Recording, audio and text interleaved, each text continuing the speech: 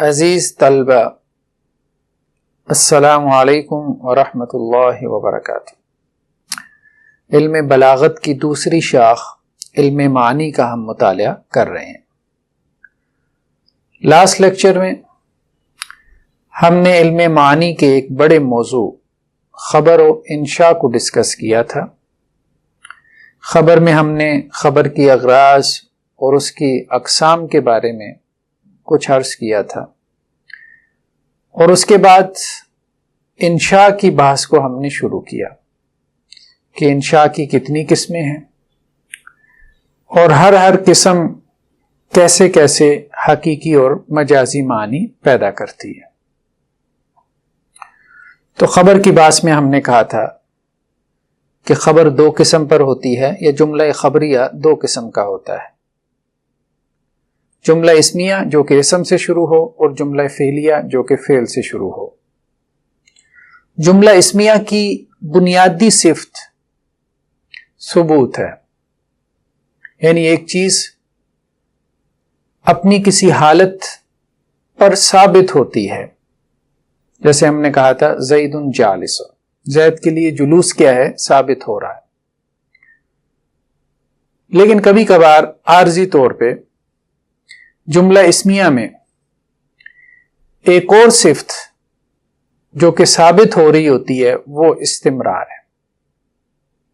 تو جملہ اسمیہ کی خبر میں کبھی استمرار ہوتا ہے، کبھی نہیں ہوتا۔ اسی طرح سے جملہ فعلیہ کی بنیادی ترین صفت وہ حدوث ہے، یعنی کسی فعل کا واقع ہونا کسی خاص زمانے کے اندر۔ لیکن جملہ فعلیہ میں ایک اضافی صفت جو کبھی کبھار ہمیں حاصل ہوتی ہے وہ استمرار ہے۔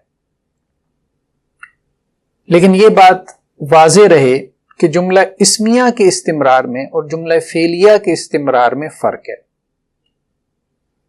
جملہ اسمیہ کا استمرار ثبوت میں ہوتا ہے، جبکہ جملہ فعلیہ کا استمرار تجدد فعل میں ہوتا ہے۔ بہرحال اس بات کو کسی اور موقع پہ ہم کھولیں گے۔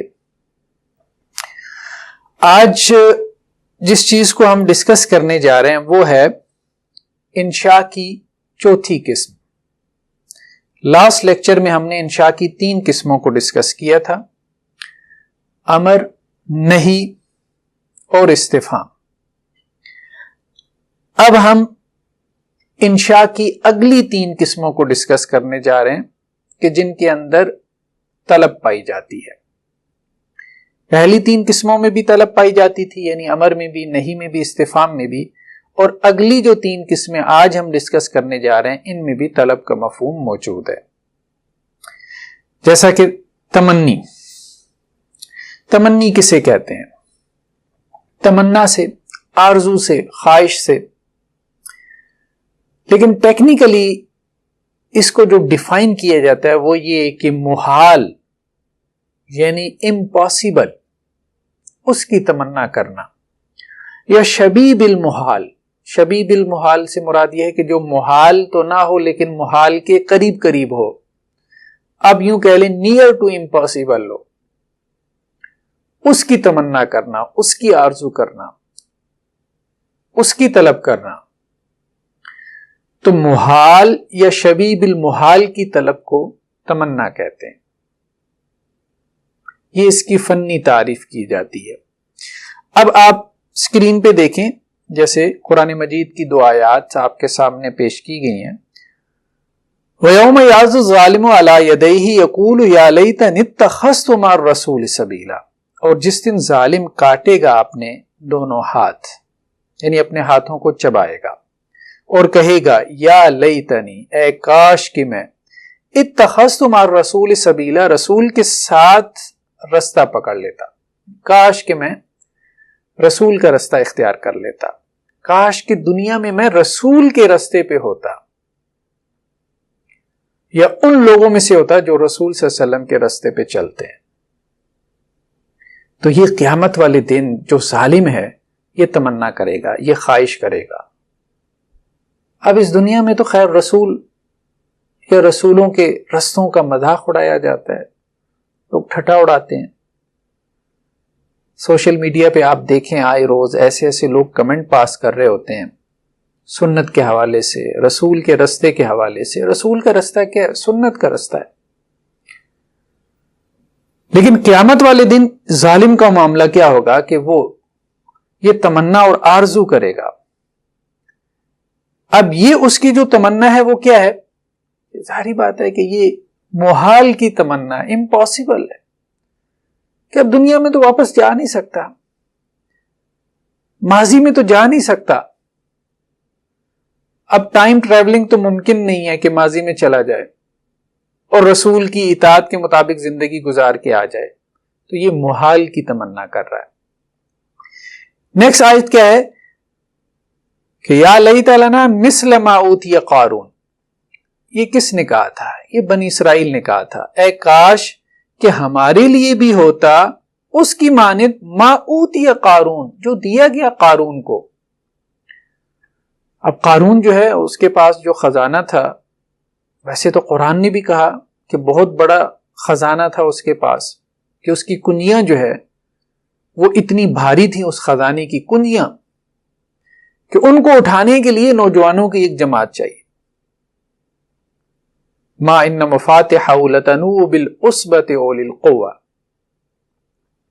اور ویسے بھی ہمارے ہاں محاورتاً قارون کا خزانہ بہت معروف ہے.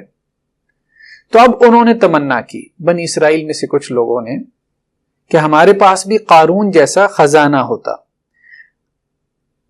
اب ان کے پاس قارون جیسا خزانہ ہوتا، یہ محال تو نہیں ہے، یعنی جس کی وہ آرزو کر رہے ہیں یہ محال تو نہیں ہے، لیکن یہ شبیہ بالمحال ہے، یعنی امپاسبل تو نہیں ہے، نیئر ٹو امپاسبل ہے. یہ ایسی ہے جیسے کوئی آج کل کہے کہ میرے پاس بل گیٹس جیسی دولت ہوتی. اب ہم کہیں گے یہ امپاسبل تو نہیں ہے، لیکن یہ ہے کہ نیئر ٹو امپاسبل ہے، شبیہ بالمحال ہے. تو تمنا کہتے ہیں محال کی آرزو کرنا، یا یعنی ناممکن کی آرزو کرنا، یا شبیہ بالمحال کی آرزو کرنا، یعنی اس کی آرزو کرنا جو ناممکن کے قریب ہو. نیکسٹ، تمنی کے صیغے. تمنی اس کے لیے مختلف صیغے استعمال ہوتے ہیں، جیسے کہ لیتا، حل، لو، لعل. امر میں بھی ہم نے اسی طرح سے پڑھا کہ پہلے امر کے صیغے پھر اس کے معنی. نہیں میں بھی ہم نے نہیں کے صیغے پھر اس کے معنی. استفہام میں بھی ہم نے استفہام کے صیغے پھر اس کے معنی. تو تمنی میں بھی پہلے تمنا کے صیغے. تو سب سے اہم صیغہ تمنا کے لیے جو استعمال ہوتا ہے وہ لیتا ہے. یہ حروف مشبہ بالفعل میں سے ہے، یعنی اپنے اسم کو نسب دیتا ہے. کاش کے معنی میں آتا ہے. قالت یا لیتنی مت قبل ھذا. تو حضرت مریم علیہ السلام نے کہا اے کاش کہ میں مر چکی ہوتی قبل ھذا، اس سے پہلے. یہ کب انہوں نے کہا؟ یہ انہوں نے اس وقت کہا کہ جب فرشتے نے ان کو خوشخبری دی کہ آپ کے ہاں اولاد ہوگی، اللہ تعالیٰ آپ کو بیٹا عطا کریں گے. تو اب انہوں نے کہا مجھے تو کسی بشر نے، انسان نے چھوا تک نہیں، تو میرے ہاں کیسے بیٹا ہوگا؟ اور پھر یہ بات کہ میں معاشرے کا کس منہ سے سامنا کروں گی، لوگ میرے بارے میں کیا کیا سوچیں گے، کیا کیا باتیں بنائیں گے کہ یہ بیٹا کہاں سے لے کے آ گئی. تو یا لیتنی مت قبل ھذا، اے کاش کہ میں اس سے پہلے مر چکی ہوتی. دوسرا صیغہ کیا ہے؟ حل. تمنا کے لیے دوسرا لفظ جو استعمال ہوتا ہے وہ حل ہے. یہ استفہام کے لیے بھی استعمال ہوتا ہے، تمنا کے لیے بھی استعمال ہوتا ہے. فحل الی خروج من سبیل. تو اہل جہنم کہیں گے کیا الی خروج، جہنم سے نکلنے کی طرف، من سبیل کوئی رستہ ہے، کوئی ایگزٹ ہے کہ ہم جہنم سے نکل سکیں، کوئی سبیل، کوئی رستہ، کوئی طریقہ کار. یعنی دنیا میں تو جیسے ہم کہتے ہیں نا ہر مسئلے کا حل ہے، تو اب جہنم میں آ گیا، کوئی تو اب رستہ ہوگا کہ ہم جہنم سے نکل سکیں.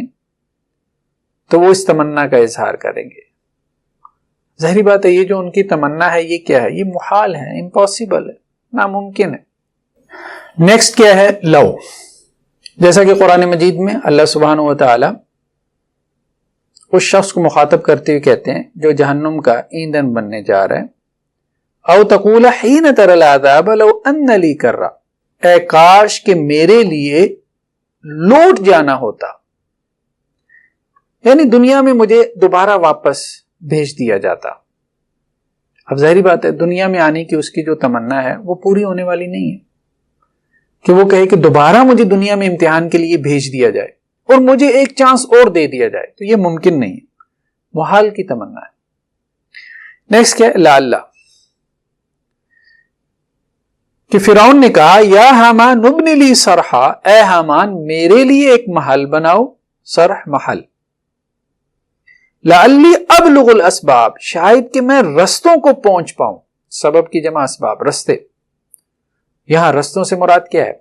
وہ رستے جو آسمان کو چڑھتے ہیں، یعنی فرعون نے کہا کہ موسیٰ علیہ السلام جو اللہ کے نبی ہیں مجھے یہ پیغام اور میسج دے رہے ہیں کہ آسمانوں میں ایک خدا ہے جس نے تم سب کو پیدا کیا، تو اس نے اپنے وزیر حامان سے کہا کہ تم میرے لیے ذرا بہت اونچا محل بناؤ، جیسا مصریوں میں پیرامڈز تھے، تو ذرا میں اس محل پہ چڑھ کے فاطلع الی الہ موسیٰ، میں موسیٰ علیہ السلام کے معبود کو جھانکوں، آسمان میں جھانک کے دیکھوں کو موسیٰ کا خدا بیٹھا ہے کہ نہیں، معاذ اللہ ثم معاذ اللہ۔ تو یہ فرعون نے حامان سے کہا تھا لعلی ابلغ الاسباب، شاید کہ میں آسمان کے رستوں کو پہنچوں۔ اب ظاہری بات ہے یہ شبیہ بالمحال ہے، جس کی وہ تمنا کر رہا ہے کہ وہ آسمان میں جھانک سکے، مطلب کتنی اونچی عمارت بنا لینی تھی انہوں نے، کتنا اونچا محل انہوں نے کھڑا کر لینا تھا، آسمانوں تک تو نہیں کھڑا کر سکتے تھے، تو یہ محال، ناممکن تھا، امپاسبل تھا، تو یہ محال کی مثال ہے۔ نیکسٹ، ترجی اور اس کے صیغے، تو تمنی کے صیغے ان میں ایک لعلہ تھا، اسی طرح سے ترجی کے صیغوں میں سے بھی ایک لعلہ ہے، اور تمنی کا معنی ہم نے یہ کیا تھا کہ محال یا شبیہ بالمحال، امپاسبل یا نیئر ٹو امپاسبل، اس کی آرزو کرنا، اس کی خواہش کرنا، اس کی تمنا رکھنا۔ جبکہ ترجی سے مراد کیا ہے؟ ترجی سے مراد ہے، یعنی یہ رجا سے ہے، امید جسے کہتے ہیں، ترجی سے مراد ہے متوقع الحصول کی امید رکھنا۔ متوقع الحصول کسے کہتے ہیں؟ مطلب جو پاسبل ہو، جو ممکن ہو، ممکن کی امید رکھنا، اس کو ترجی کہتے ہیں۔ تو ترجی کے لیے جو صیغے استعمال ہوتے ہیں وہ کیا ہیں؟ لعلہ ہے اور عسیٰ ہے۔ یہ لعلہ تمنی کے لیے بھی استعمال ہوا اور ترجی کے لیے بھی استعمال ہوا ہے، اور ترجی کے لیے دوسرا جو صیغہ استعمال ہوتا ہے وہ عسیٰ ہے۔ تو دونوں کے بارے میں آیات ہمارے سامنے اسکرین پہ موجود ہیں۔ وما یدریک لعلہ یزکیٰ، اے نبی صلی اللہ علیہ وسلم آپ کو کیا خبر شاہد کہ وہ اپنا تزکیہ کر لے۔ سورہ عبس میں وہ جو معروف واقعہ ہے کہ نابینا صحابی رضی اللہ عنہ اللہ کے رسول صلی اللہ علیہ وسلم کے پاس آئے تھے اور انہوں نے آپ صلی اللہ علیہ وسلم کو اپنی طرف متوجہ کرنا چاہا، جبکہ آپ صلی اللہ علیہ وسلم سردارین نے قریش کو دعوت دے رہے تھے، اور آپ کو رغبت ان میں زیادہ تھی، اس لیے کہ اگر ان سرداروں میں سے کچھ ایمان لے آئے تو اسلام کا بول بالا ہو جائے گا، ان کے جو فالوورز ہیں وہ بھی اسلام میں داخل ہو جائیں گے، دین کے رستے کھل جائیں گے، اور جو لوگ اسلام قبول کر رہے ہیں پسی ہوئی طبقات میں سے ان پہ جو ظلم ہو رہا ہے وہ ختم ہو جائے گا۔ تو اللہ کے رسول صلی اللہ علیہ وسلم نے ان سرداروں کی طرف اپنی توجہ باقی رکھی۔ تو پھر قرآن مجید کی آیات نازل ہوئی کہ اے نبی صلی اللہ علیہ وسلم وہ تو ایسے لوگ تھے جو آپ کی دعوت کی طرف توجہ نہیں دے رہے تھے، لیکن یہ جو نابینا صحابی تھے یہ تو اس دعوت کے اندر رغبت رکھتے تھے۔ تو وما یدریک لعلہ یزکیٰ، تو آپ صلی اللہ علیہ وسلم کو کہا گیا کہ آپ ان کی طرف توجہ دیں کہ جو اسلام کو سمجھنا چاہتے ہیں، جن کے اندر اسلام کو سیکھنے کی تڑپ ہے۔ وما یدریک لعلہ یزکیٰ، اور آپ کو کیا خبر شاید کہ وہ نصیحت پکڑتے، شاید کہ وہ اپنا تزکیہ کر لیتے، یعنی آپ ان کو تبلیغ کرتے تو وہ اس کا اثر لیتے اور اسلام پہ عمل پیرا ہوتے. تو لعل یہاں ترجی کے لیے، متوقع الحصول یعنی اس کی توقع تھی، یہ ایکسپیکٹڈ تھا کہ ایسا ہونا ہے کہ آپ کی دعوت اور تبلیغ سے وہ اثر قبول کرتے. نیکسٹ کیا ہے؟ عسى الله ان يأتيني بهم جميعا، امید ہے کہ اللہ سبحانہ و تعالی لے آئے میرے پاس ان سب کو اکٹھا. یہ کس نے کہا تھا؟ حضرت یعقوب علیہ السلام نے اپنے بیٹوں کے بارے میں، کہ کنعان سے ایک تو پہلے یوسف علیہ السلام کا معاملہ ہوا، وہ سورہ یوسف جنہوں نے پڑھی ہے ان کے سامنے ہے سارا قصہ، کہ وہ مصر میں پہنچ گیا، غلام بنا کے لائے گئے. پھر بعد میں جو بھائی آئے ہیں یہاں پہ غلہ اور اناج لینے کے لیے مصر میں، تو یوسف کے جو بھائی تھے بنیامین، وہ چوری کے شبے میں وہاں پہ روک لیے گئے. پھر بڑا بھائی اس شرم سے کہ باپ اپنے والد کا کیسے سامنا کروں گا، وہ مصر میں از خود رک گئے. تو اب 3 بھائی رک گئے تھے مصر میں. بقیہ بھائی جب غلہ لے کے اناج لے کے واپس آئے ہیں تو پھر یعقوب علیہ السلام نے کہا عسى الله ان يأتيني بهم جميعا، امید ہے کہ اللہ تعالیٰ لے آئے میرے پاس ان سب کو اکٹھا، یعنی تینوں بھائی میرے پاس اکٹھے ہو کے واپس آ جائیں. اللہ سے یہ امید ہے. تو یہ متوقع الحصول یعنی یہ پاسبل، یہ ممکن ہے، اس کی توقع کی جا رہی ہے، یہ ایکسپیکٹڈ ہے. تو یہ ہے ترجی. ترجی کے بعد ندا. ندا کسے کہتے ہیں؟ دعا کو، پکار کو. ہم لوگ اپنے رب کو پکارتے ہیں اپنی ضروریات کے اندر، اپنی حاجات کے اندر. تو دعا کے معنی سب کے لیے واضح ہیں، پکار. تو ندا کے جو صیغے ہیں وہ کیا ہیں؟ ندا کے لیے 2 طرح کے صیغے استعمال ہوتے ہیں، یا 2 طرح کے حروف استعمال ہوتے ہیں. تو ندا کے ساتھ ایک اور ٹرم ہے جس کو ہم کہتے ہیں منادا. منادا کا مطلب ہے جس کو آپ پکار رہے ہو. ندا وہ حرف ہے جس کے ذریعے آپ پکارتے ہیں. جیسے اردو میں ہم کہتے ہیں اوئے، او بھائی، یہ او جو ہے نا یہ پکارنے کے لیے. تو اس کو حرف ندا کہتے ہیں. جس کو پکار رہے ہیں اس کو منادا کہتے ہیں. تو جس کو آپ پکار رہے ہیں کبھی وہ قریب ہوتا ہے کبھی وہ دور ہوتا ہے. تو جس کو آپ پکاریں یعنی منادا، اگر وہ قریب ہو تو اس کے لیے اور الفاظ ہیں عربی زبان میں اس کو پکارنے کے لیے، اور اگر وہ دور ہو تو اس کو پکارنے کے لیے اور الفاظ ہیں. تو منادا قریب یعنی جس کو پکارا جا رہا ہے اگر وہ قریب ہو تو پھر اس کو پکارنے کے لیے جو صیغے یا جو الفاظ استعمال کیے جاتے ہیں وہ کیا ہے؟ حمزہ ہے. یہ حمزہ استفہام کے لیے بھی استعمال ہوتا تھا، ندا کے لیے بھی استعمال ہوتا ہے. یعنی جب آپ کہیں گے ازیدو تو اس کا مطلب کیا ہوگا؟ اے زید، ازیدو، اے زید. دوسرا کیا ہے؟ ای. ای، ای کا حرف یہ بھی ندا کے طور پہ استعمال ہوتا ہے. یعنی ای زید، اے زید. اس سے مراد بھی کیا ہوگا؟ اے زید. تو حمزہ اور ای یہ منادا قریب ہو تو پھر اس کے لیے استعمال ہوتے ہیں. دوسرا کیا ہے؟ منادا بعید. منادا بعید کے لیے 4 حروف استعمال ہوتے ہیں، یا، ایا، حیا، وا. یعنی یا زیدو، اے زید. اس کا مطلب بھی کیا ہے؟ اے زید. ایا زیدو، اے زید. حیا زیدو، اے زید. وا زیدو، اے زید. تو آپ جس طرح سے بھی پکار لیں. منادا قریب ہے تو آپ حمزہ اور اے سے پکار سکتے ہیں. منادا بعید ہے، دور ہے، تو آپ یا سے پکار سکتے ہیں، حیا سے پکار سکتے ہیں، ایا سے پکار سکتے ہیں، وا سے پکار سکتے ہیں. تو یہ 4 صیغے یا 4 قسم کے حروف جو ہے وہ منادا بعید کے لیے استعمال ہوتے ہیں.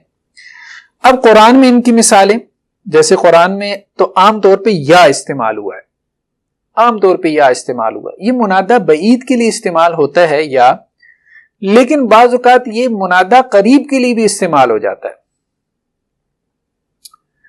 تو قل یا ایھا الکافرون، آپ کہہ دیجئے اے کافرو، اے کافرو.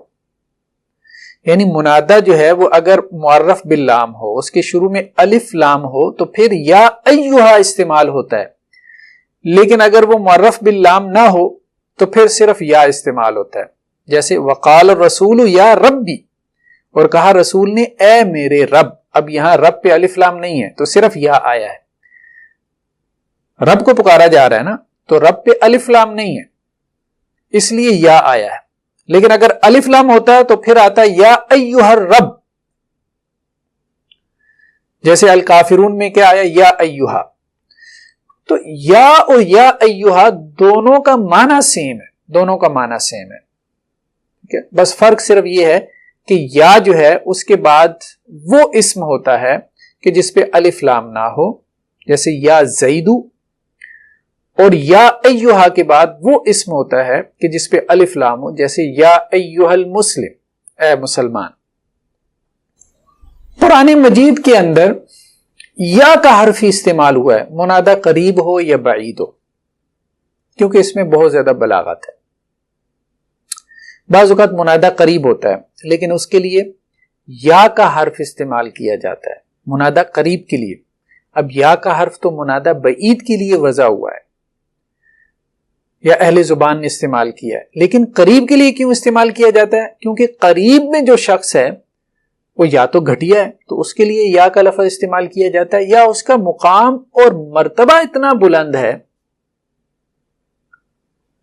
کہ آپ اس کے عالی مقام اور مرتبے کی طرف اشارہ کرنے کے لیے منادہ بعید کو استعمال کرتے ہیں. اور بعض اوقات آپ کا جو مخاطب ہوتا ہے وہ غافل ہوتا ہے، تو اس کی غفلت کی وجہ سے بھی جو ہے وہ منادہ تو قریب کا ہے لیکن اس کی غفلت کے سبب اس کے لیے حرف ندا جو استعمال ہوتا ہے وہ بعید کا استعمال ہوتا ہے. خیر بہرحال، یا ابت لا تعبد الشیطان، اے میرے ابا جان آپ شیطان کی عبادت مت کریں. اب حضرت ابراہیم علیہ السلام نے اپنے والد سے کہا. اب حضرت ابراہیم علیہ السلام کے جو والد ہیں وہ اب ان کے قریب ہیں، ان کے ساتھ حضرت ابراہیم علیہ السلام کا مکالمہ ہو رہا ہے، ان کے سامنے، لیکن ان کے لیے یا کا لفظ استعمال کیا جا رہا ہے جو کہ منادہ بعید کے لیے ہوتا ہے. کیوں؟ کیونکہ ہم نے کہا ہے کہ بعض اوقات منادہ قریب کے لیے منادہ بعید کا لفظ استعمال کیا جاتا ہے. کب؟ جبکہ منادہ قریب جو ہے اس کی تحقیر مقصود، اور بعض اوقات اس کی تعظیم کے لیے بھی جو ہے وہ استعمال کیا جاتا ہے. تو بہرحال یہ تھا حرف ندا. اب ہم آتے ہیں حرف ندا کے معنی کی طرف. تمنی اور ترجی میں تو معنی وہی ہیں، تمنا کے اور امید کے جو ہم نے بیان کر دیے، لیکن ندا میں کئی ایک معنی ہمارے سامنے آتے ہیں، حقیقی کے علاوہ مجازی معنی بھی. ندا کا حقیقی معنی تو ہم سب کو معلوم ہے، دعا ہے، پکار ہے، لیکن اس کے جو مجازی معنی ہیں ان میں جیسے اغراء، یعنی کسی کو کسی اچھے کام کے اوپر ابھارنا. اغراء یغری اغراء باب فعل سے مصدر ہے. قل یا عبادی الذین، کہہ دیجئے اے میرے بندو، الذین اسرفوا علی انفسہم، جنہوں نے اپنی جانوں پہ ظلم کیا، اسراف کیا، زیادتی کی اپنی جانوں پہ، مطلب اللہ کی نافرمانی میں مبتلا ہو گیا. لا تقنطوا من رحمت اللہ، اللہ کی رحمت سے نا امید مت ہو جاؤ. تو اب اللہ تعالیٰ اپنے بندوں کو پکار رہے ہیں، مطلب یہاں وہ لٹرل دعا کی میننگ میں نہیں ہے، کیونکہ بندہ اپنے رب سے دعا کرتا ہے، رب تو اپنے بندے سے دعا نہیں کرتا. تو یہاں پہ کیا معنی مراد ہے؟ اغراء، کہ اللہ تعالیٰ اپنے بندوں کو ابھار رہے ہیں ایک کام کے اوپر، اور وہ کام کیا ہے کہ اللہ کی رحمت سے نا امید نہیں ہونا، نا امید نہیں ہونا. یعقوب علیہ السلام کے بارے میں آتا ہے 40 سال تک حضرت یوسف علیہ السلام کے لیے روتے رہے، پھر اللہ نے 40 سال بعد حضرت یوسف علیہ السلام کو لوٹا دیا. اور جو ہمارے ہاں کہا جاتا ہے نا کہ اللہ کے ہاں دیر ہے، اندھیر نہیں. دوسرا کیا ہے؟ زجر و توبیح. قال فما حتبک یا سامری. اب یہ سامری جادوگر تھا بنی اسرائیل کے اندر، جس نے بچڑا بنایا تھا اور بنی اسرائیل کو ان کی پرستش پہ لگا دیا، اس بچڑے کی پرستش پہ.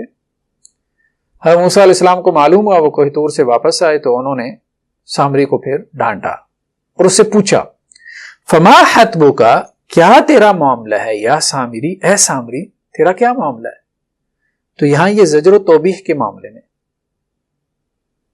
ایسی ہے جیسے ہم اپنی زبان میں کسی کہتے ہیں او بھائی کیا مسئلہ ہے، تیرا کیا مسئلہ ہے. تو اب یہ جو آپ کہہ رہے ہیں او بھائی، اب آپ اس کو پکار رہے ہیں، لیکن کس لیے؟ زجر و توبیح کے لیے. تو ہم نے کہا تھا یہ ساری مثالیں آپ کو اپنی زبان میں مل جاتی ہیں، تھوڑا سا آپ کو غور کرنا پڑے گا روزمرہ زبان کے اندر، اور آپ کو ساری مثالیں مجاز کی اپنی زبان میں مل جائیں گی. تیسرا کیا؟ تاسف، افسوس کے لیے. فَتَوَلَّى عَنْهُمْ وَقَالَ يَا قَوْمِ لَقَدْ أَبْلَغْتُكُمْ رِسَالَةَ رَبِّي. اور حضرت صالح علیہ السلام نے اپنی قوم سے منہ پھیر لیا اور کہا اے میری قوم کے لوگوں، لَقَدْ أَبْلَغْتُكُمْ رِسَالَةَ رَبِّي، میں نے تم تک پہنچا دیا تھا اپنے رب کا پیغام، اپنے رب کا میسج. اب آپ دیکھیں کہ یہاں پہ یہ جو الفاظ ہیں یا قوم، یہ نبی نے کس وقت استعمال کیے؟ جبکہ قوم کے اوپر عذاب آ چکا تھا، وہ قوم ملیا میٹ ہو چکی تھی. اب نبی ان کو مخاطب کر رہا ہے تو ظاہری بات ہے یہ تو مردوں کو مخاطب کرنا ہے نا، تو یہ اظہار تاسف کے لیے، افسوس کے اظہار کے لیے، یا اس معنی کے لیے بھی آتا ہے. یہاں سے ہر وقت مراد پکارنا نہیں ہوتا. اسی طرح تحزن کے لیے بھی آتا ہے، یا ویلتا لیتنی لم اتخذ فلانا خلیلا، ہائے میری ہلاکت، اے کاش کہ میں فلاں کو اپنا خلیل نہ بناتا. یعنی قیامت والے دن جو کافر ہوگا، جو اللہ کا نافرمان ہوگا، اللہ کی آیات کو جھٹلانے والا ہوگا، تو وہ افسوس کرے گا اپنے ماضی کے اوپر کہ فلاں میرا دوست تھا تو اس نے مجھے ڈی ٹریک کر دیا تھا، اللہ کی آیات کو جھٹلانے کے رستے پہ لگا دیا تھا. یہی دوستیاں ہوتی ہیں جو آپ کو گمراہ بنا دیتی ہیں. آپ کے دوستوں میں ایتھیسٹ ہوتے ہیں، ملحد ہوتے ہیں، لبرل ہوتے ہیں، ہر قسم کے لوگ ہوتے ہیں جو آپ کو ڈی ٹریک کر دیتے ہیں، مطلب آپ کو تبلیغ کرتے رہتے ہیں، ہاں تک کہ اپنے رستے پہ لگا لیتے ہیں، اور آپ بھی ان کی طرح دین کا مذاق اڑانے والوں میں بن جاتے ہیں. 4 دن کی زندگی ہے، یہاں تو کوئی پوچھنے والا نہیں ہے. لیکن قیامت والے دن یہی عمل، یہی طرز عمل، سارے ایٹیچیوڈ انسان کے لیے ایسی حسرتیں بن جائیں گی جن حسرتوں سے نکلنے کا کوئی رستہ نہیں ہوگا. اور اس وقت وہ اپنے دوستوں کو برا بھلا کہے گا، کبھی اپنے آپ کو کوسے گا. تو یا ویلتا لیتنی، اب یہاں پہ بھی یا حرف ندا ہے. اب ظاہری بات ہے یہ پکار تو نہیں رہا ہے، حزن کا اظہار کر رہا ہے، غم کا اظہار کر رہا ہے. تحزن باب تفاعل سے حزن مادہ ہے. نیکسٹ کیا ہے؟ تذکر، کسی کو یاد کرنے کے لیے، جیسا کہ یا اسف علی یوسف، ہائے یوسف کے اوپر افسوس. جیسے ماں اگر اس کا بیٹا دنیا سے چلا جائے، ہائے میرا بچہ، ہائے میرا بچہ. تو اب ماں جو اس کو پکار رہی ہوتی ہے، ظاہری بات ہے بچہ تو نہیں سن رہا، کیا ہے اپنے بچے کو یاد کر رہی ہے. تو کسی کو یاد کرنے کے لیے بھی ٹھیک ہے. یہ مجازی جو معنی ہیں ان کو جاننا بہت ضروری ہے. اس علم بلاغت کو نہ سمجھنے کی وجہ سے لوگ قرآن مجید سے بہت سطحی قسم کے معنی نکالنا شروع ہو جاتے ہیں. مجھے ایک صاحب کہنے لگے کہ رسول اللہ صلی اللہ علیہ وسلم حاضر و ناظر ہیں. تو میں نے کہا اس کی کیا دلیل ہے؟ کہنے لگے ہم نماز میں پڑھتے ہیں السلام علیکہ ایھا النبی، آپ پر سلامتی ہو اے نبی صلی اللہ علیہ وسلم. میں نے کہا بالکل پڑھتے ہیں. کہتے ہیں ایھا، جب آپ کہہ رہے ہیں ایھا النبی، اے نبی، تو آپ اسی کو مخاطب کریں گے نا جو آپ کے سامنے ہو. تو میں نے کہا پھر قرآن مجید میں یہ آیت آتی ہے قل یا ایھا الکافرون، کہہ دیجئے اے نبی صلی اللہ علیہ وسلم ایھا الکافرون. قل یا ایھا الکافرون، کہہ دیجیے اے نبی صلی اللہ علیہ وسلم اے کافروں۔ تو اب کیا سارے کافر حاضر ناظر ہو گئے؟ مطلب یہ ہے کہ یا ایھا یا حرف ندا ضروری نہیں کہ جو آپ کے سامنے موجود ہو اس کو مخاطب کرنے کے لیے استعمال ہو، یہ تو اس کا ایک معنی ہے، یا آپ کہہ سکتے ہیں کہ یہ اس کا حقیقی معنی ہے، یا اس کے لٹرل میننگ ہے، یا اس کا لغوی معنی ہے۔ لیکن یا کے مجازی معنی بھی ہوتے ہیں، جو خطاب کے علاوہ بھی ہوتے ہیں، جو پکار کے علاوہ بھی ہوتے ہیں، کہ کبھی آپ اس کے ذریعے سے جو ہے وہ کسی کو یاد کر رہے ہوتے ہیں، حرف ندا کے ذریعے سے، یا کے لفظ کے ذریعے سے، کبھی آپ کسی پہ افسوس کا اظہار کر رہے ہوتے ہیں اس حرف کے ذریعے، کبھی آپ جو ہے وہ اپنے غم اور دکھ کا اظہار کر رہے ہوتے ہیں اس حرف کے ذریعے، کبھی آپ کسی کو ڈانٹ ڈپٹ کر رہے ہوتے ہیں، کبھی آپ اس لفظ کے ذریعے کسی کو ابھار رہے ہوتے ہیں، اور اسی طرح سے اور بھی معنی ہیں۔ جہاں ہم یہ اپنی سلائیڈز میں جو مجازی معنی بیان کرتے ہیں تو اس کا مطلب یہ نہیں کہ یہی مجازی معنی ہے، اس کے علاوہ بھی ہوتے ہیں۔ یہ تو بس ایک اوور ویو ہوتا ہے کہ ذرا دماغ کو ہم تھوڑا کھلا کریں، اوپن کریں کہ لفظ کے معنی میں کیا کیا وسعتیں پائی جاتی ہیں، لفظ کے معنی میں کیسی کیسی ڈائمینشنز اور جہات ہوتی ہیں، تاکہ لفظ کو ہم مختلف طرح سے سمجھنے کی کوشش کریں۔ یہ نہیں کہ ہمارے اندر لٹرلزم پیدا ہو جائے، ظاہریت پیدا ہو جائے۔ یہ نہیں ہونا چاہیے کہ لفظ ہے بس اس کا ایک ظاہری سا معنی ہے، بس وہ چل سو چل ہے، نہیں، اس سے پھر آپ صحیح معنی تک نہیں پہنچ پائیں گے۔ تو لفظ جو ہے مطلب بہت وسعتیں رکھتا ہے اپنے اندر، اس کے اندر تو ہم نے غوطہ زن ہونا ہے جو کتاب و سنت کا لفظ ہے، تاکہ ہم اس کی لفظ کی گہرائیوں سے چھپے ہوئے معنی کے خزانے نکال کے باہر لے کے آئیں، اور ہم اس کی لفظ کی وسعتوں کے اندر اڑان بھریں اور اس کی وسعتوں کا جائزہ لیں۔ قرآن مجید کے لفظ میں وسعتیں بھی ہیں اور گہرائیاں بھی ہیں، دونوں طرح سے ہم نے اس کے اندر گھومنا ہے، اور یہی کام بیسیکلی راسخون فی العلم کرتے ہیں، کہ جو علم میں رسوخ رکھتے ہیں، پختگی رکھتے ہیں۔ قرآن نے یہ ٹرم استعمال کی نا، راسخون فی العلم کی۔ تو ندا کے بعد نیکسٹ کیا ہے؟ تعجب۔ یعنی ابھی تک ہم نے انشاء کی وہ قسمیں پڑھی ہیں جن کا تعلق طلب سے تھا، اب ہم انشاء کی ان قسموں کو پڑھنے جا رہے ہیں کہ جن کا تعلق طلب سے نہیں ہے، جیسا کہ تعجب۔ اب تعجب کے صیغے کیا ہیں؟ ما افعلہ اور افعل بھی۔ تعجب سے کیا مراد ہے؟ تعجب کا اظہار کرنا۔ تو اظہار تعجب میں کوئی خبر نہیں ہے، جب آپ تعجب کا اظہار کریں، یار کیا ہی خوبصورت موسم ہے، کیا ہی اچھا موسم ہے، کیا ہی خوبصورت سین ہے، اب اس میں کوئی خبر نہیں دے رہے، آپ تعجب کا اظہار کر رہے ہیں اس سین کے اوپر۔ خبر تو آپ کسی کو دیں گے نا جو آپ کے سامنے موجود ہو، یہ تو آپ خود کلامی کر رہے ہوتے ہیں۔ ماشاءاللہ، الحمدللہ، سبحان اللہ، یہ جو الفاظ نکلتے ہیں خود کلامی کے الفاظ ہوتے ہیں۔ تو یہ انشاء ہے، تعجب جو ہے یہ کیا ہے؟ یہ انشاء ہے۔ اس کے صیغے کیا ہیں؟ ما افعلہ افعل بھی، یعنی ان صیغوں کے ذریعے سے تعجب کا اظہار کیا جاتا ہے۔ جیسے قرآن میں کیا ہے؟ قتل الانسان ما اکفر، ہلاک و انسان، ما اکفر، یہ ما افعلہ وہ کے وزن پہ ہے، کیسے اس نے کفر کر لیا، انسان کیسے کفر کر لیتا ہے؟ مطلب تعجب کا اظہار ہے نا۔ اللہ تعالیٰ کی وحدانیت پہ دلالت کرنے والے اتنے شواہد موجود ہیں، اللہ کے شکر کرنے کی واجب ہونے کے اتنے دلائل اس کے ارد گرد موجود ہیں، اس کے باوجود انسان کفر کر لیتا ہے کہ اس کا کوئی خالق ہی نہیں ہے، کوئی اس کو پوچھنے والا ہی نہیں ہے، کیسے کفر کر لیتا ہے؟ تو یہ تعجب کا اظہار ہے۔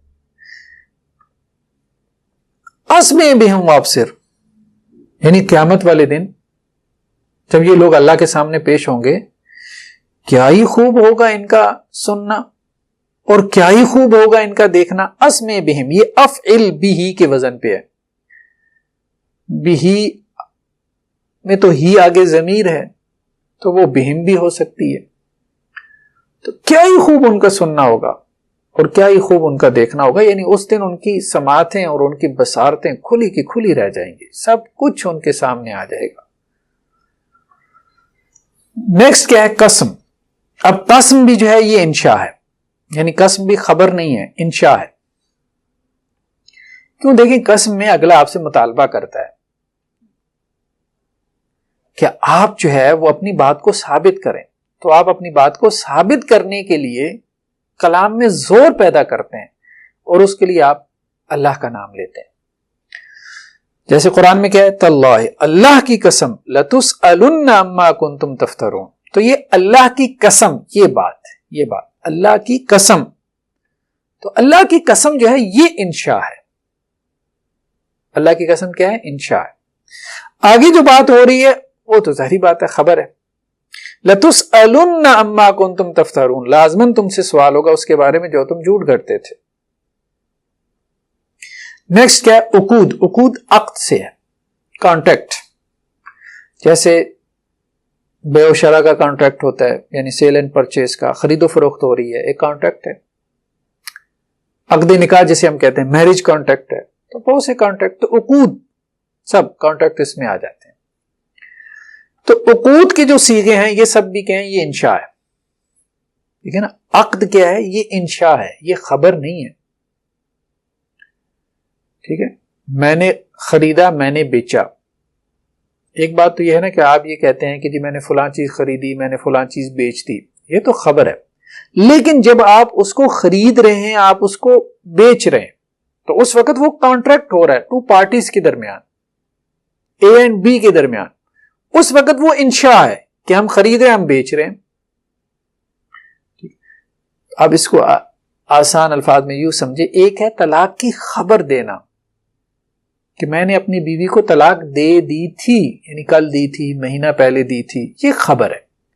اور ایک یہ ہے کہ بیوی کو طلاق دینا, کہ وہ بیوی کو کہے کہ میں نے تمہیں طلاق دی یا میں تمہیں طلاق دیتا ہوں, یہ انشاء ہے. تو ایک یہ ہے کہ وہ یہ کہہ رہا ہے کہ میں نے نکاح کیا تھا, یہ خبر ہے. اور ایک یہ ہے کہ میں نکاح کرتا ہوں, تو یہ اب کیا ہے؟ یہ انشاء. تو خبر اور انشاء کے فرق سے دیکھیں مسائل جو ہے نا ان پہ بہت اثر پڑتا ہے. اب ایک شخص اگر یہ کلمہ پڑھتا ہے, اشہد اللہ الہ الا اللہ وحدہ لا شریک لہ واشہد ان محمدا عبدہ ورسولہ, تو اگر بطور خبر پڑھتا ہے تو وہ مسلمان نہیں ہوگا. بطور خبر پڑھتا ہے تو مسلمان نہیں ہوگا. یہ ایسی ہے جیسے بہت سے آپ کہہ لیں کہ ہندو ایکٹرز ہیں, وہ کسی مسلمان کا رول پلے کرتے ہیں کسی فلم میں, کسی مووی میں, اور اس میں وہ نماز بھی پڑھ رہے ہیں, اس میں وہ تسبیح بھی پھیر رہے ہیں, اس میں وہ کلمہ بھی پڑھتے ہیں. تو کیا وہ مسلمان ہو جاتے ہیں؟ نہیں. کیوں؟ وہ جو کلمہ پڑھ رہے ہیں وہ بطور خبر کے پڑھ رہے ہیں, بطور انشاء کے نہیں پڑھ رہے. یعنی عقود مطلب یہ ہے کہ کلمہ جب آپ بطور انشاء کے پڑھتے ہیں, کلمہ شہادت, تو پھر وہ عقد بنتا ہے بندے اور اس کے رب کے درمیان, پھر بندہ مسلمان ہوتا ہے. ایاک نعبد و ایاک نستعین. اب اگر کوئی ہندو پولیٹیشین تقریر کر رہا اور کہے تقریر میں کہ مسلمان یہ کلمہ پڑھتے ہیں, لا الہ الا اللہ محمد رسول اللہ, تو کیسے وہ مسلمان ہو جائے گا؟ نہیں, وہ تو خبر دے رہا ہے. تو خبر اور انشاء جو ہے یہ صرف نحو کی دو قسمیں نہیں ہیں کہ آپ گرامیٹیکلی ان کو سمجھیں, ان کے اثرات بھی مرتب ہوتے ہیں, ان سے فقہی احکام کے اندر تبدیلی آ جاتی ہے, ان کے اثرات سے انسان دائرہ اسلام میں داخل ہو جاتا ہے, دائرہ اسلام سے خارج ہو جاتا ہے. تو یہ بات ذہن میں رہنی چاہیے. نکاح طلاق کے مسائل ہوں اور مسائل ہوں, ان میں خبر اور انشاء کے اسلوب یعنی اسلوب بیان کے فرق سے مسئلے میں بہت فرق پڑ جاتا ہے. تو عقود یہ انشاء کی قبیل سے ہیں. لیکن بعض اوقات کوئی بندہ جو ہے وہ عقد کو رپورٹ بھی کر دیتا ہے, خبر بھی دے رہا ہوتا ہے, لیکن اس وقت پھر وہ انشاء نہیں ہوتے. نیکسٹ کیا ہے ہمارے پاس؟ غیر طلبی میں افعال رجا, یعنی وہ افعال جن کا تعلق رجا سے ہے, امید سے ہے. یہ کچھ افعال ہیں جن کو ہم افعال رجا کہتے ہیں. مثال کے طور پہ جیسے عسا ہے، وَعَسَىٰ أَن تَكْرَهُوا شَيْئًا وَهُوَ خَيْرٌ لَكُمْ، اور اندیشہ ہے کہ تم کسی چیز کو ناپسند جانو اور وہ تمہارے لیے بہتر ہو.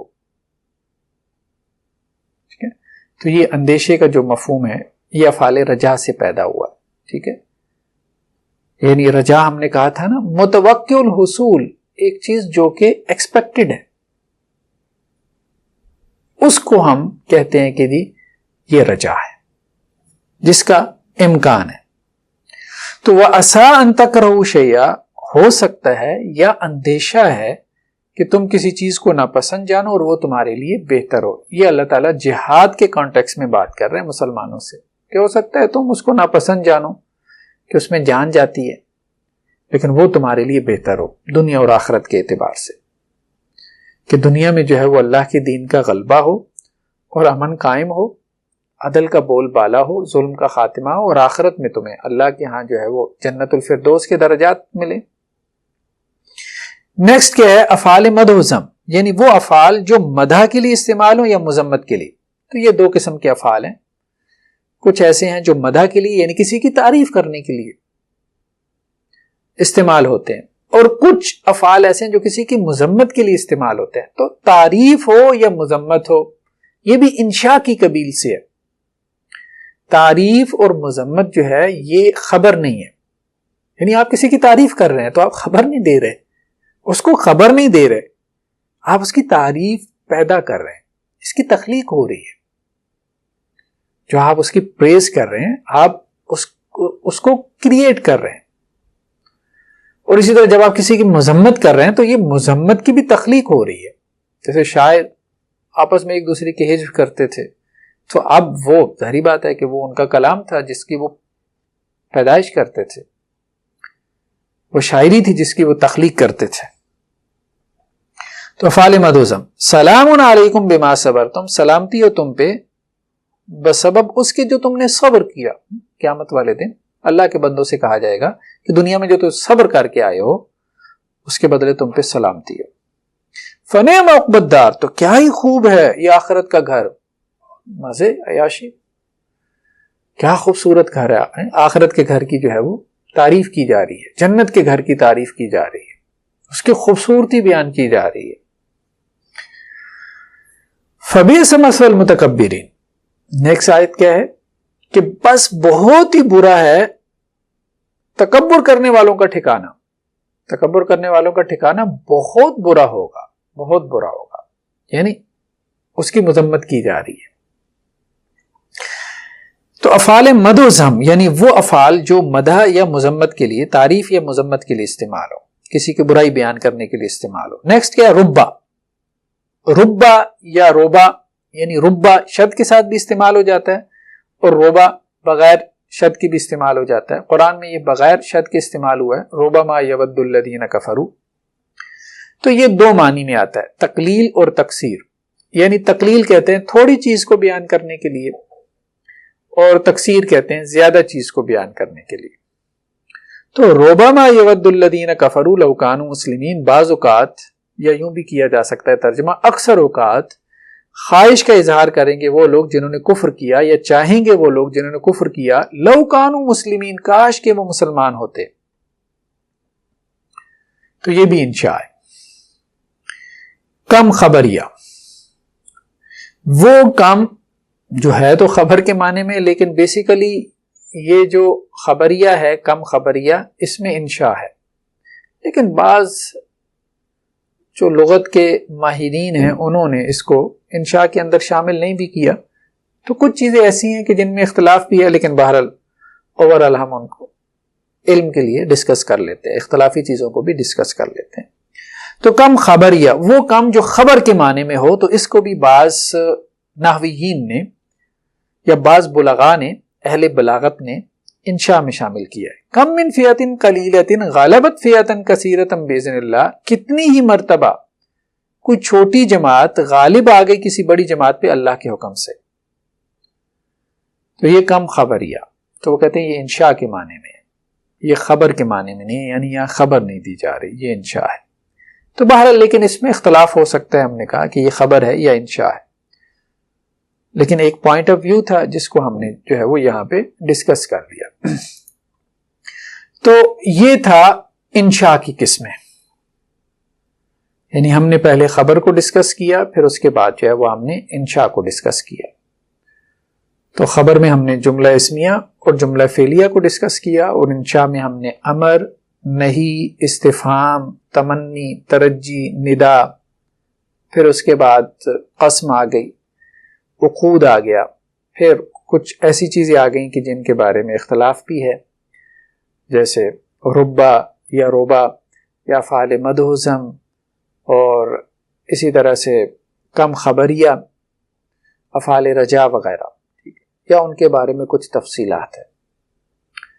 تو یہ ہمارا تھا خبر اور انشاء کا موضوع، جو علم معانی کا پہلا بڑا موضوع تھا۔ تو علم معانی میں ہم نے 8 موضوعات ڈسکس کرنے ہیں۔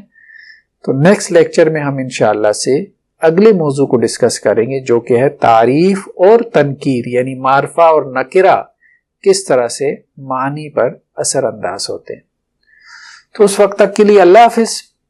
سبحانک اللہم و بحمدک، نشہد ان لا الہ الا انت، نستغفرک و نتوب الیک۔